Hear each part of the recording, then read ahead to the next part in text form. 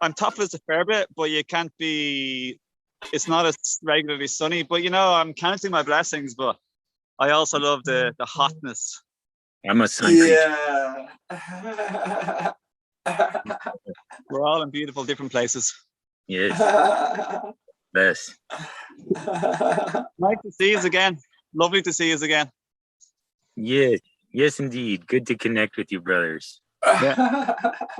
You too. Love it. Yes, brothers. Yes, brothers. It's good to see you all, man. I think we should be live on YouTube now. I think that's sorted out. Hopefully, technically, that's okay. Maybe I should. I'm wondering if I should just record it as well too as backup, or I think.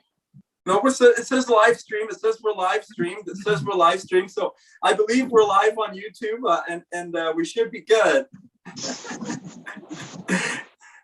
Awesome. Well, that's good. I got the double. I got the recording going on. I got my brothers together. I got us live streamed to YouTube, I think, here, and we're just connecting. We haven't spoken together in a while. We spoke together once, probably a couple of months ago. We've just come to be friends. Over the last few years, we've come to know each other, and we're really quite smitten with each other, and but we encourage each other, and it's hard to find brothers around that really can be a strong, stable light in your life, a strong, stable lighthouse in your life. Like, we all kind of need a strong, stable lighthouse in our life. And these brothers are these kind of guys for me. So I'm grateful to be here today with you guys. Yeah, absolutely the same way. Yeah, 100%. Feeling one. Feeling the same too, Owen. Good to have brothers in the light. Big time. Delighted to be here. Love you both, and happy to share on your messages on my social media, and love what you're doing. Sometimes I'm so busy these days. You guys, especially John, because he's prolific at the moment. He shares, oh, that's what I would have said, or that's what I was going to say, or that's what I used to say. I'll just share. Or I love your live videos, Jesse. So it's great to connect with three sort of adult family men, fathers, and just like three human beings and men on a self-healing journey, and in service, wishing to help others. Mm-hmm. So, that's why we're here today, to help others, and we haven't even planned what to talk about. So, there's too much to talk about, I think, is our problem. Maybe we should make a framework. This is, just sort of coalesced over, the time, that we've spent, online and as our online relationship. But here's an opportunity to, build a real relationship and authenticity in live, real time, on YouTube, and just kind of, explore all the things that connect our hearts. And just a minute ago when we were trying to organize this, that's just something that I want to put forward in terms of a vibration of divine masculinity. So my phone's a little low on battery. But anyways, divine masculinity being essentially authenticity and accountability, and so we can be authentic with each other and be accountable to each other in our goals and our wishes and dreams to help ourselves and help this world. So I think more, all of us together are smarter than any one of us could be by ourselves. And that whole thing of masterminding and joining minds is a potent thing in conversation. Our conversations can elucidate maybe something that will be hopefully helpful to the all. 100%. I love what you said. John, do you want to say anything? I'm very inspired by what both of you have said. Just feeling love and kindness from you, Owen. It's always beautiful, brother. You're always so kind with your words, and you're always so kind to me, man, brother. You're such a You're such a good brother.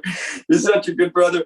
And then Jesse, like you know, bringing it back to you know, creation, to creative energy and creative force, and you know, us coming together as being a part of something bigger. You know, we're a microcosm of something, you know, much bigger, macrocosm. We're talking about creative energy, we're talking about divine masculine, we're talking about creative force, we're talking about seed energy, we're talking about inspiration. This is the starting energy. This is the thinker, divine masculine. The inspiration versus motivation. Our culture has us like as either a whip behind us or a carrot in front of us. But inspiration is that fire within, that passion, you know, that loving, you know, space for people or you know, activities. And that's something else, you know, I think be good to bring into the framework of our first discussion here, how we came together through natural health practice, you know, and sort of the pranic lifestyle and the integration of masculine and feminine, you know, in our own selves and healing our own selves, you know, taking that responsibility, that accountability, so that we can then put that in a healed form of masculinity into the world and interject that into our families and change the world, you know, slowly, small moves. Gandhi said, you know, small moves. And he said, it may seem, what you're doing may seem insignificant, but it is significant that you do it. So, yeah. Love it. Guess what? Out of all these rocks that I'm like walking on, I love to rock hop. I happen to find a granite one, I think, with lots of like silver sparkles. I love that. So that's sorry, great. I just happened to find myself here, gravitated. I love it. I love the sparkles, like silver is beautiful, and white. Yeah, it's gorgeous. Mm-hmm. So yeah. You're grounding. Yeah. This is the beach. Yeah, I love this beach. And I had a cold shower before coming. Yeah, definitely. Yeah, it's good. A little bit shivery, shaky, but it's okay because I had a cold shower before coming here. A cold shower. This is a wonderful thing for the inflammation, right? This is such a healing thing to do, a cold shower, to be out into nature, to have your feet on the ground, to be in the light. This is all energy work. This is all healing work. This is how it's done. Yeah, this is living it. I just thought that, what a beautiful, we got on my side, I'm in New Mexico and the sun is shining on me and I'm getting, you know, infrared. John, you're in the infrared room, and then Owen is in Ireland working with Wim Hof method and the water, you know, and kind of the yin yang, you know, great balance and harmony, as you say, Jesse. Yeah. But yeah, everything like Jesse was saying, like every little thing like counts and makes sense. So like like David Wolf used to say a long time ago when I first got into raw foods 15 years ago, like he'd say stacking, like just basically like every single like positive thing adds up and every negative thing basically like adds or takes away a little bit. So like it's accumulation of holistic, physical, mental, emotional, spiritual practices that basically sum up in many ways the quality of our life or our health and our well-being, our mental, emotional, and creative and social well-being too. That's the greater part I've learned, you know, in that joy is the greatest medicine, you know. And as you were saying, John, always so kind, always pouring forth kindness. I think kindness is the highest quality and highest form of intelligence, you know. and if we can embody this and emanate this out in the world, this is how we're going to heal the world. It's the antithesis of the fear, you know. I love that you said that because it's not just about battling the darkness or nothing about that, or it's not about like fighting the Illuminati, or it's not about like winning and making someone else lose. It's about just kindness, is what you said. Like love is the answer. Kindness is the language of angels. Yeah, just being kind to the others who disagree with us, or like, you know, that type of stuff, like hold a different opinion or a different knowledge or different belief, or just being kind. if you're strong in yourself, it's easy to be kind to others, you know, regardless of their, you know, situation, what they're presenting forth, you know. Be good to the kind man and to the awful man, you know what I mean? And Yeah. one and the same, we're all one, you know, and that's like alchemy. We can transmute it that way. And I think it's more about building, you know, what has happened, you know, in the world and with the social architects, the situation we find ourselves in collectively now with the Schmlamblinik, you know, is this thing of stacking that was all stacked up, you know. Yeah. And we just need to turn our attention away from that towards these other methods, these other ways. That's why I'm so passionate about permaculture and health, you know, coaching, and is because we can change. I've seen that my activity can help heal people. I can see that my activity helps heal land, and just doing little by little, it starts to build and build. And you add value to your community, you add value to your land, and it feeds you back. And so, you know, and we can make this harmonic vibration just expand and excel as we put in our creative energy together like this, you know, masterminding together, trying to spell out with our language, you know, what is it that we truly want in this world? What is our happiness? What does bring us this joy? And I think there's certain things that are sort of like human universal. You know, everyone wants to be healthy. Everyone wants, you know, to be in a beautiful place. You know, there's certain qualities. You know, it's easier to be compassionate and loving than it is physiologically. If you're full of anger and all, you know, tense and everything, it's harder. And part of what we were also talking about before we hopped on this call was, you know, just the empaths maybe purging more emotions for the all right now, you know, to open up, especially as a man. We're not usually encouraged to touch in with our empathy, with our heart resonance and our compassion and our gentility, with our tears, you know. Yeah. So, Authenticity. sorry, what were you gonna say, on? It just reminded me of when you said authenticity, like emotional authenticity. Yeah, 100%. That's how we show our children, our sons and our daughters, and you know that they will duplicate what we do. So if we say one thing and feel another and mean another, that's what they're going to learn to do. If we entrain to stress rather than relaxation, happiness, and strength, that's what they're trained to do. And so, you know, I think this is the potency of this conversation, is we can actually start to make these changes now today to make things better in the world, you know.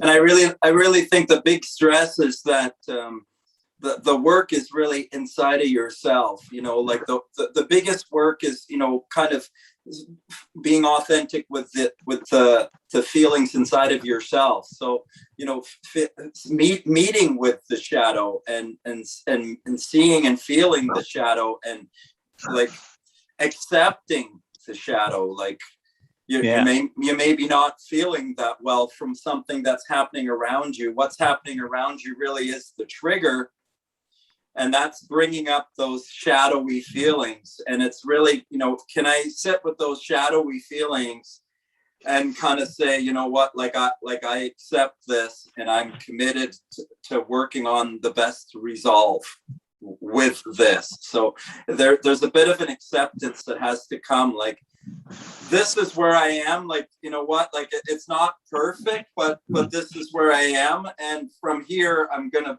build, you know, further from here. So yeah, we got to be real with where we're at if we want to get to where we want to go, you know.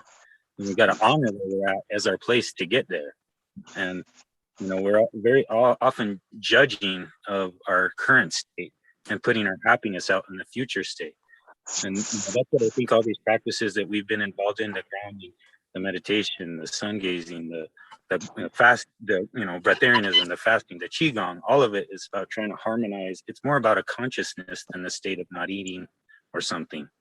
Like, yes, 100% with ourselves, to heal our bodies and our minds and give ourselves that practice of loving care, something that we, you know, that we all share in heart resonance really inspires us.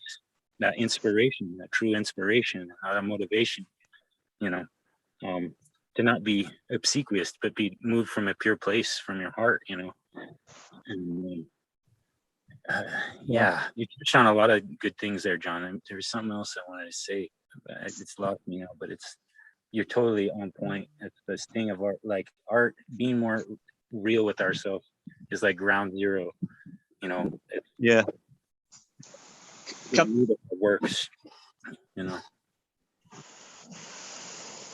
Did you remember what you wanted to say there, Jesse? You wanted to say something else? No, I forgot. It might come to you in a minute. Yeah, I'll let it go. It might come back. I was inspired by what you said. You mentioned, you know, it not really being about the food, because I also see in our communities, you know, being in the pranic community and connecting to the pranic community as well too, as I see this like, you know, like a forcing a fast. A force on the fast, and you know, this is the way to fast, and this is what you're supposed to eat, and this is what's right, and this is what's wrong, and we can get into this divine masculine, which is very right and wrong, which is very right, the divine masculine. You can get stuck in a way of being like, this is the way that it happens, and once you start getting stuck in like, it has to be this many days, or you can't eat, or you can't have water. Like, really, you have to be able to learn how to listen to yourself. Yeah. You're called into it, and then you take a break from it. It's not about killing yourself. Yeah, this is so huge, because I see a lot of people jump into this either for ego or to punish themselves or out of eating disorders. There's people who are not approaching this thing the right way. We want to, this is an important part, I think, of our conversation. We want to, you know, this is about health. And we want to help. And I think there's as many ways to breatharianism, or it doesn't even have to be breatharianism, you know. Right. Our practitioners and people, just like with music, that every different musician has their own unique style. Same with this. You're the artist of your life, and you got to go with, you know, to know yourself and be true to that authenticity. So you're not forcing, you know, like, and they talk about things that are rigid break, you know. Forcing is what breaks stuff. Yeah. And the gentle path, you know, is what really heals most deeply and gives the most strength. Water is gentle and feeds all of life, but it cuts away rock. You know? That's like what Bruce Lee says, like, be like water, and it's like the Tao Te Ching says in Taoism, like the oak tree will fall in a storm because it's so rigid and big and strong and upright and like rigid, whereas the grass will just like flop and stay alive. And you know, I absolutely love this topic, because what we're saying now doesn't just apply to diet or fasting or physicality. Being sort of like rigid, thinking it's black or white, like this way of fasting or no way, like urine therapy or is good or urine therapy is bad, or dry fasting. Yes, brother. Thank you, brother. Yes, brother. Thank you, brother. There's a lot of like sneaky ego. So for me, yes, brother. John, I love it. You're right. I'm wrong. You're wrong. You're wrong. I'm right. There's a whole lot of sneaky ego. Like, this is what I think the funniest part of all of this is. Like, there's a whole lot of sneaky ego here. Like, some people call it the spiritual ego. It's the ego who thinks it's more spiritual than somebody else, or like the ego creeps into a spiritual topic. And I find the remedy is humility. So, and also seeing things from not a black or a white perspective, but the multicolored part in between. It's not right or wrong. It's in the middle. It's not left or right. It's in the middle. It's not good or bad. Like, you're not all wrong or you're not all right in the arguments. Like, the two of us played a part. There's not one way. There's like many ways, and that's basically more or less what you were saying anyway. So that was music to my ears. As you were talking, I'm kind of just like walking around boulders barefoot. Am I up or down? Let me fix this. So no, I love it. I love it because yeah, it applies to relationships and life like so much as well.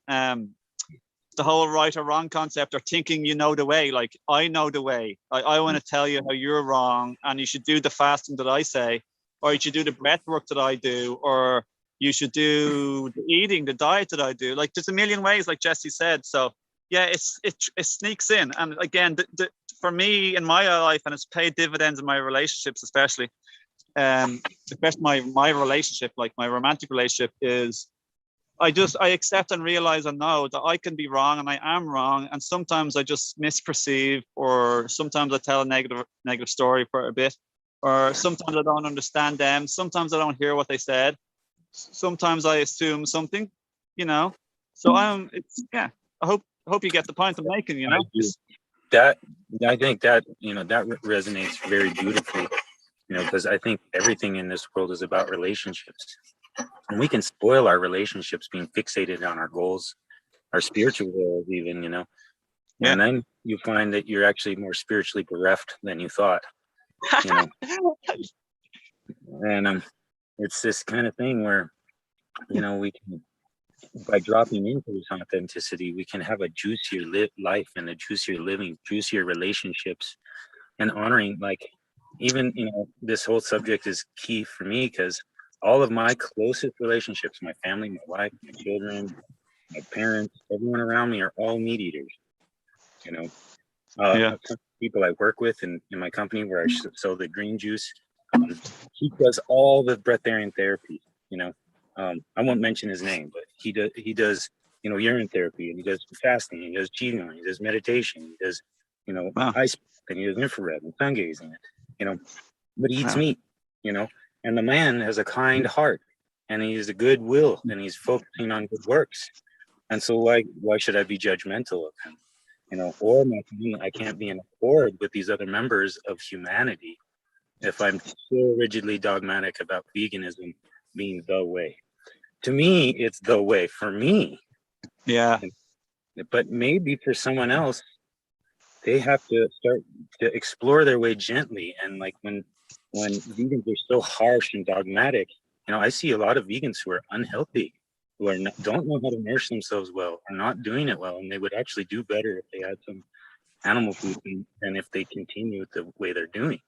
Well, it certainly can't be attacking other people, and that can't be the way. So if we get too much of anything, we get a little bit off track. Like, you can be too Christian, you can be too Muslim, you can be too vegan. You can be too anything, and the right way and the wrong way is it's like you've got to check it with your own intuition. Like, these are skeletons. There are skeletons out there in the world.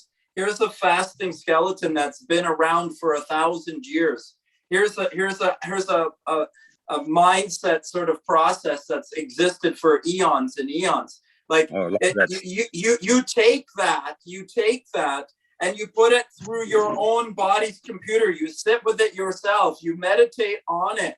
You put your life into it, into that vision, and you start to make your own personal choices and your own personal decisions to make your life. And you share your life with others to inspire them to find their lives, their best life. Now, it's not about telling someone else that they're doing something wrong. It's about being an inspiration. And when you tell somebody that they're doing something wrong, how inspiring is that? It's just uninspiring way. If we want to bring people into this ahimsa, gentle, wonderful way of living, we have to inspire them in that way. And it has to be inspiring. If it's not inspirational, it's not going to work. And this happens across relationships so much.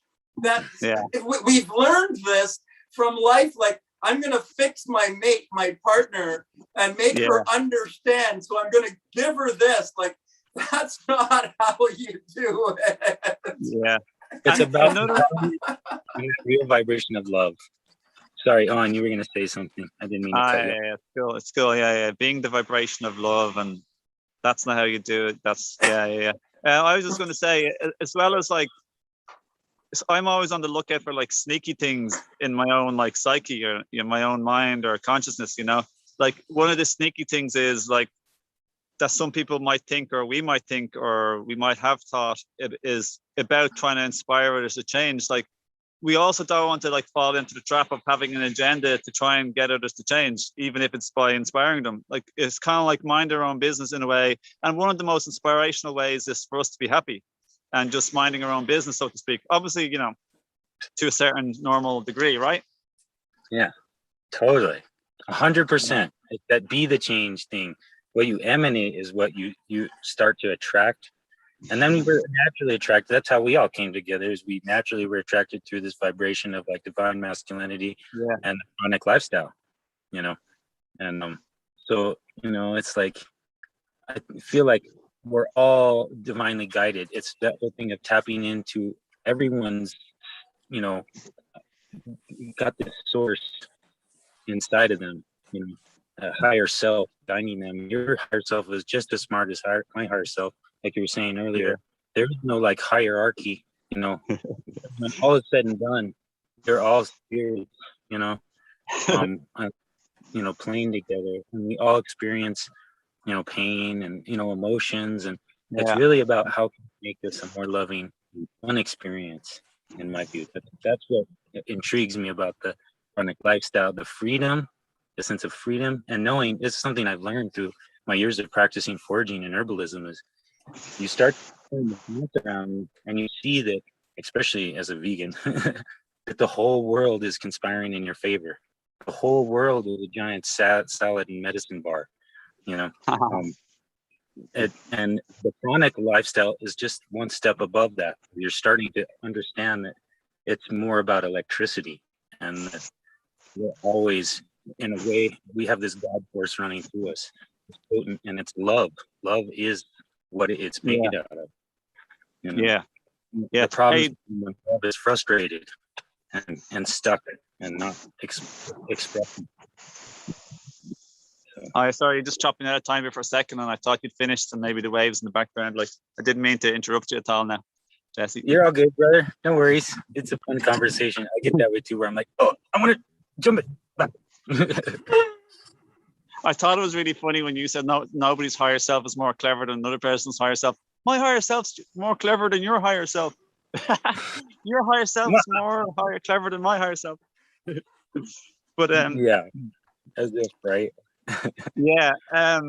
John, did you have anything to chime in there? I had a good thought or two, but I'm trying to find out what it was. I just was enjoying listening.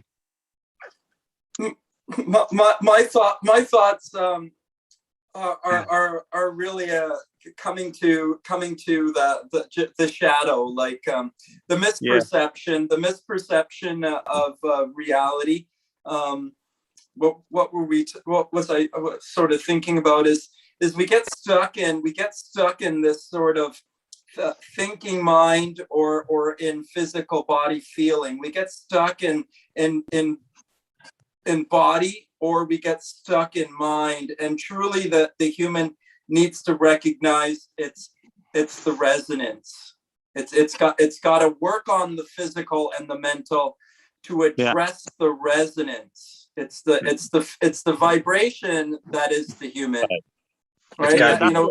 Jesse was talking about the electricity, that's the current. That's the current. It's the life force. It's the energy. So it's not the thinker, and human has a thinker. It's not the body. Human has a body, but it really is the resonance. It's the feeling. It's the emotional body, and we can address the emotional body by changing the thinker and by moving the body. So there you are outside, getting moving, getting into the light, choosing light foods, choosing light thoughts. You're choosing. We're choosing light thoughts. We're thinking thoughts of love and light. We're thinking and speaking about love and light. So we're doing the mental aspect of it. You're out moving around. You know, Jesse's in the light of the sun. I'm in the infrared. We're engaging with our nature in the best way that we can to try and take in, you know, from the external source. You know, the love is around us and it's within us. Yeah. You know, we can pull it from the outside or we can pull it from within. And we got to be able to recognize that we always have that choice. And you can pull the bad stuff from the outside, or you can pull the good stuff from the outside. And that depends on what you're focusing on. You It's can just Owen, you were talking about the stacking, where we're stacking things. You know, I like to think of it like that because it's like putting money in the bank, you know, like your assets. Like you don't want to squander your money on a bunch of, you know, porn and alcohol and, you know, what have you. Put that money into, you know, health and wellness, you know, maybe a self-help book, you know, invest in yourself. You know, it doesn't have to be money, but, you know, put your bets on you. Oh, shoot. My phone is dying. I don't know if you can hear me. Yeah, I can still hear you. Yeah. I'm out. My phone's going to die. So much love, brother. Love you, Jesse. Thank you. Hugs and kisses. That was fun. Yeah, brother, that was fun. Lovely. That was fun. So, I mean, this is it. This is what we're trying to do. We're just framing up what it is, really. It's divine masculine. It's bringing masculine energies together to talk about topics, natural, healthy topics, which I think include relationships. And when we're talking about relationships, I mean, that includes relationship with money. That includes relationship with career. That includes relationship with food and substance. Like we're talking about addictions, we're talking about relationships, we're talking about changing your life, changing your health. We're talking about movement, exercise, nutrition, the things that make us healthy, happy, and well. Sunlight, love, spirit, breath, focus, meditation. Everything you said there, earth, showers, cold showers, warm showers, hot bath, essential oils, anything basically positive, healthy, and that feels good. Anything like wholesome, holistic, or that makes you feel happy, you know? Natural. Yeah. John, could I like some thoughts buzzing in my mind that I'm trying to remember from a little bit of our conversation. Can I quickly share them out before we wrap it up? Please, brother, please. I'd love to, man. I'd love to. I'm very passionate and excited about this. Please, brother. Being here. Woo! I love it. Love it so much. Yeah. So that was great. So what was I thinking? I was thinking about the whole like trying to either inspire people to change and how that can be a trap if you fall into a mission and part of your ego sneaky identity is like this like cool big man, like the head hunch who wants to like change the world, you know, and that can be part of our identity and part of our ego too. It's depending on whether or not it is or it isn't. And so I was thinking there's a certain power also like in Forrest Gump, for example, or the idea of the simpleton, the being unassuming, changing people by being inspiring, but you're not even trying to inspire them or trying to change them. Is like like in society, like the clown or the jester or the simpleton, like the simple person who might be a bit slow potentially, but they have an authentic heart and they speak their mind, they show their emotions. They're not, it's like so-called sophisticated or advanced, but they're really, really genuine and authentic. And they're not trying to like gain accolade or credit or like be on the pedestal for everyone to say, oh, look how great that person is, you know? Like sometimes the ego can like kick in this way. And it reminds me of the Tao Te Ching, where it says like, there's a paragraph in the Tao Te Ching about like interfering. Too much interfering like spoils the broth, or like it ruins the thing. And that can happen to parenting and children, or it can happen to general things like too much interfering and poking and stuff like that. So yeah, that was one thought that I wanted to add in on that whole topic. Like I think it's nice to inspire a certain degree of unassuming,ness, not trying to be the big person, but also knowing your true power and divinity and awesomeness on as well. But it doesn't sort of creep into your personality, ego, sort of mind, like that type of stuff. That was one thing I wanted to share. I find fascinating. I love it, brother. I love it, brother. Thank you. Yeah. And will I share something else that was on my mind that I was keeping track of? Please, or brother, please, Yeah, brother, please, yes. Another thing I wanted to share, which is kind of tracing back to the beginning, was how, like you mentioned, I think it was you mentioned, and Jesse as well, actually, really, how we can have a lot of stresses in life. And what I kind of wanted to say is that for me, the biggest stress is actually my own mind. And I think it's the same for everyone. We actually cause our own, we're the biggest stresses we have. Like, and most people don't know that because they're busy. They're actually they're kind of like asleep, or like I'm asleep. I'm not trying to talk about somebody else necessarily. It's when we're sort of in the hole or we're in the dream and we don't know we're dreaming. We don't know we're so negative because we're stuck in the negative loop. We're stuck in our unconscious mind. We don't even know we're stuck in our unconscious mind. It's like you're asleep, but you don't know you're asleep. So that's why people use the word asleep. It's a decent word. It describes the situation pretty well. Like, I used to be causing my own misery so bad. Like, I was in misery. I was in a terrible state before the age of 24. And then suddenly I had this like massive, like big change in my life. And then suddenly I was able to look at my own mind like extensively. And obviously I've grown since then because I'm 39 now, but I've gone through little like loopholes and pathways and trapdoors, and I've discovered stuff and made mistakes, and like you and like you know. Yes. Yeah, it's not really what happens. It's our perception of what happens. It's our definition of how we define the situation. If something is bad, something we think is bad, we say it's bad, we don't like it, we don't want it, and we're like going around telling the story in our head, and the story is based on a definition of that it's bad or it's wrong, it's ugly, it shouldn't be happening. Like I can switch that. We can switch it, and we have the power to use our mind. Because for me, the biggest tool of all the practices I know is actually my own mind. That's the most powerful practice I know of, my mind. Like, things are very important. Like, I find diet very important. I find sleep super important. It's probably more important than diet for me, because sleep is where all the rejuvenation and the generation of electricity for energy the next day happens, I hear. And healing and cleansing happen during sleep. It doesn't happen when we're eating, like you know. But yeah, food's important. It's very important. But I think what's most important for me is definitely my thoughts, you know? So, like, let's say somebody does this or something happens in life. So when I'm unconscious and when I'm asleep, or when I was in the past nearly all the time, or if I am anymore now, I can, when I have this spur and this awakening moment, I can just simply say, you know what? I can reframe my perception and definition of what's just happened right now with this person or this situation in my life. And I can actually say, I can list all the positives that are there. I can count my blessings. I can make a list of positive aspects either in my mind or on paper. And I can define it in a sense of good to a certain degree. I can flip it around. I can extract the meaning or the lessons or the teachings on it. I can repaint the landscape of what I thought was the truth. I can redefine it.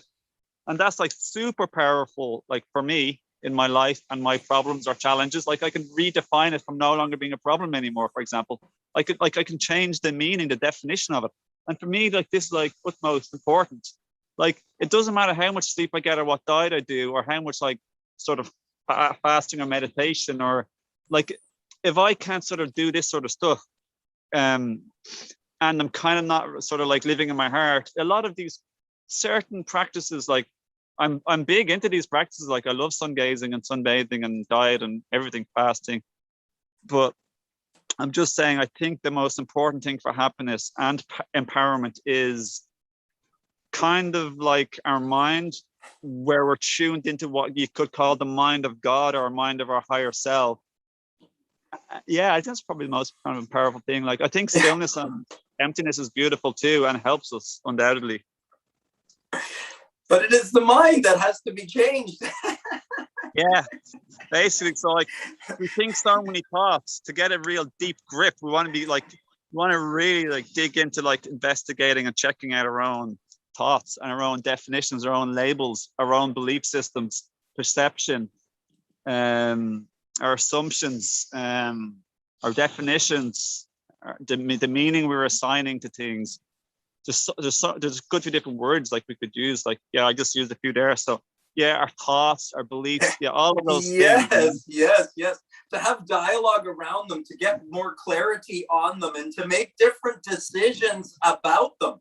It's by reevaluating our past ideas and thinking about them in a different way. Like, hey, how could I look at that situation differently now and change the way I used to think about that? That can free up energy from my past. Yeah, big time. Yeah. For a minute, I was thinking of like my automatic thought there was like the past could be like 2 minutes ago after a reaction or a trigger with somebody. But then I hear what you're saying, like the past. Yeah, we can like change our story of our past. We can change our story of our past, and we can look at it from being the victim of our life and turn it and flip it over and say, you know, how we became the victor in our life. And we can see how that problem was actually was setting the stage for something wonderful to happen in my life. And that's just really a shift of perception. Yeah. I love that you said that. I never heard that before, like from the victim to the victor. I like that. Yeah, I was listening to a video the other day and it said like you're only as powerful as your last thought. And I just loved it. I love the title of that. It's so good. I never heard that exactly before. Like I've listened to a lot of stuff about thoughts and thinking, and like I've had the people who've helped me to learn what I'm sharing today, you know, and that type of stuff. But yeah, I never heard that particular phrase. You're only as powerful as your last thought. And just that is brilliant. Like that's the power of going into the future and leaving the past or leaving the now behind and going into the future. And that's it. We're only as powerful as our last thought. And all of those things just could be summarized as thought, like labels, definitions, assumptions, positive or negative, our memory, imagination, envisioning.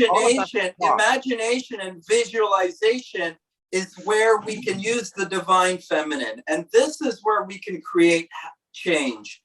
With our imagination, we can start to think about our situation the way that we would like it to be. We can start to create a vision through the imagination, through the divine feminine.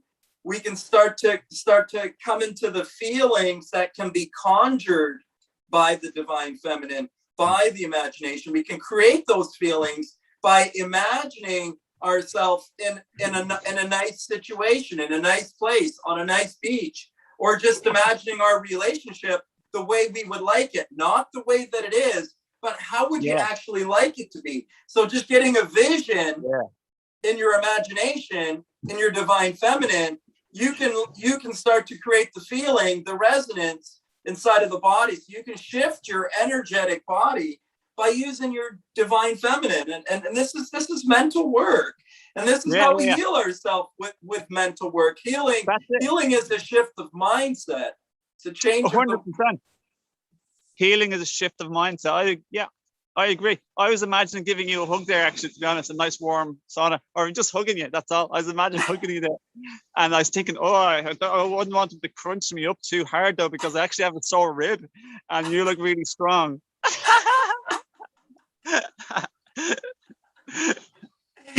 Brother, it's good to speak with you. It's good to see you. It's good to catch up with you again.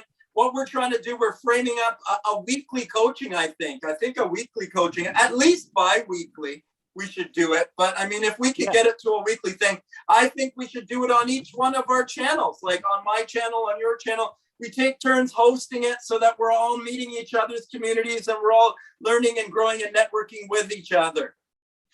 Yeah, we could either do a bi-weekly, slightly longer one, or a weekly shorter one. Yeah. And if we did do a bi-weekly, then we just share the previous one like more than once to people to catch up who are new or who have missed it. But yeah, it'd be absolute joy and pleasure to connect more with you, more often with you, you know? So sort of a regular thing. If we could sort of create something that was a regular thing, if we did bi-weekly, or once a month, if it's too much to go bi-weekly. Yeah. Absolutely. Like bi-weekly, once a month, we can decide, or even once a week for a shorter period, whatever's going, you know? Yeah. We try it for a month and see how it goes and then adjust, you know? It's all trial and error. Yeah. Definitely, man. I'd love to do that. And so thanks for coming on today and like hosting, thanks for setting up the call and recording, John. Yeah, loads of love to you and your family. My family will be waiting for me when I go home now. I'll get rid of my little shivers, and I wish you a beautiful day where you are in Canada. Yeah. Thank you, brother. Blessings to you. So great to see you. I'm glad that we got together. Well, blessings to Jesse and his family, and all really the very best for you, brother. I'm wishing you the very best right now. Thanks, John. Thanks so much. Love and appreciate you as well, and all the best to you and your family. And Thank you, we'll brother. see you around, and I'll be in touch on the internet. We'll see you around. Thank you, brother. Loads of love and hugs. Bye.